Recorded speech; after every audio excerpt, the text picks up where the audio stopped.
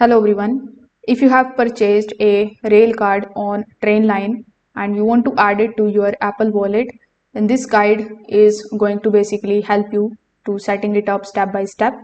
So first of all, you need to simply open your Trainline application on your iPhone. Then simply go to the option of My Bookings.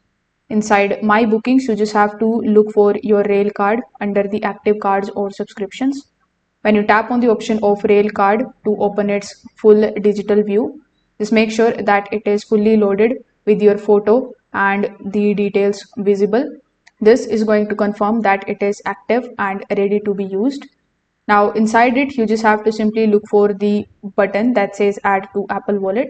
It is going to look something like this. So when you see this option, you just have to tap on it. Then this is going to open the Apple Wallet preview screen in front of you, where you just have to click on the add option that will be on the top right hand corner of the screen. Afterwards, simply authenticate it using your Face ID or passcode. Once it is done, your rail card will be added to your Apple Wallet and it will be ready to use. Now, here is one important note that you need to understand. This option only appears for the supported rail cards and updated app versions. In many cases, Trainline rail cards don't directly support Apple Wallet yet. So if you don't see this option, your rail card must be used inside the Trainline application itself. So if this video helped you out, make sure that you like this video and subscribe to the channel. Thanks for watching.